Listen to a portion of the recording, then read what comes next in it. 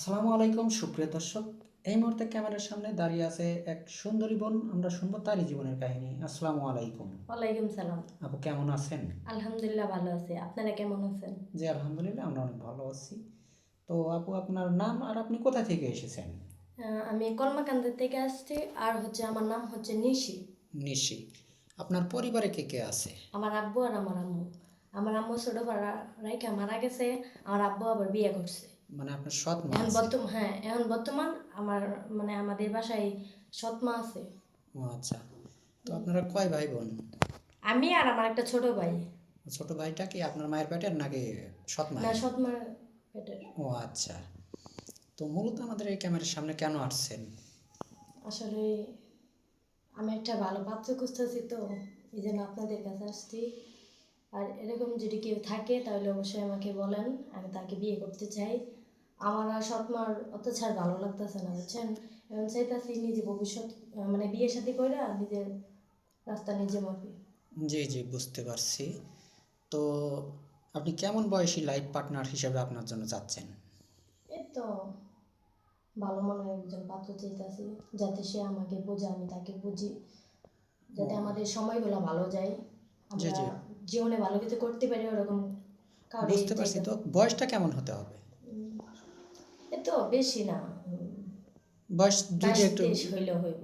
40 বছর যদি বয়স হয়। সমস্যা নাই, তার মন মানসিকটা ঠিক রাখতেই হবে। ও আচ্ছা। মানে অধিকাংশ অনেকেই আমাদের নক দিয়ে থাকে যে দেখা যায় যে একটু বয়সটা বেশি হয়ে গেছে বা তার ওয়াইফ চলে গেছে অন্য ছেলের হাত ধরে, বা মারা গেছে, বা দ্বিতীয় ওয়াইফ হিসেবে, স্ত্রী হিসেবে সে আর একটা বিয়ে শাদী করতে চাচ্ছে, এরকম অ্যাবিলিটি তা না তার আছে। সেই কারণে সে আর একটা বিয়ে শাদী করতে চায়। যদি আপনাকে দ্বিতীয় স্ত্রী হিসেবে রাখে, আপনি কি থাকবেন, বিয়ে শাদী করবেন তাকে? অবশ্যই করব, করব না কেন। ও আচ্ছা। তবে ভালো হতে হবে, জি যাতে জি দুই দিন পরে আমাকে বিয়ে করে চলে রেখা যাবে, ওরকম না। জি জি বুঝতে পারছি।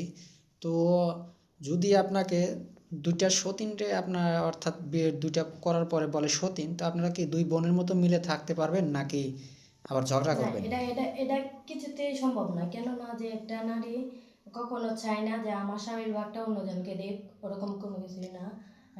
সে বিয়ে করো, বউ রেখে গেছে এরকম, বা বউ মারা গেছে ওরকম থাকলেও হবে, সমস্যা নাই। তবে মন মানসিকটা ঠিক থাকতে হবে, তাহলেই হবে।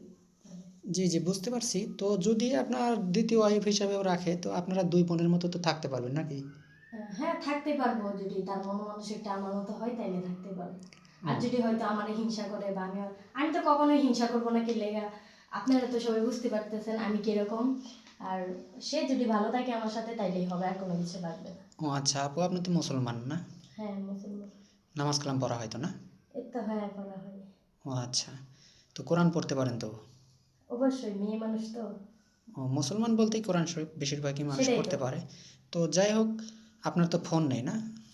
ভাই, আসলে সৎ মতো এই জন্য ফোন চালাইতে দেয় না। তাও বাবারা কইছিলাম যে আব্বা আমার একটা ফোন কিনে দাও, কিন্তু আমার সৎ মাই দেয় না কিনতে। ও এই আচ্ছা, জন্য মানে আমি কিনতে পারি অনেক না। অত্যাচার করে আপনার উপরে। জি জি বুঝতে পারছি। তো আমাদের নাম্বার দেওয়া থাকবে, মানে ইউটিউব চ্যানেল কর্তৃপক্ষের নাম্বার দেওয়া থাকবে। কেউ অযথা ভিডিও কল দিবেন না, অডিও কল দিবেন।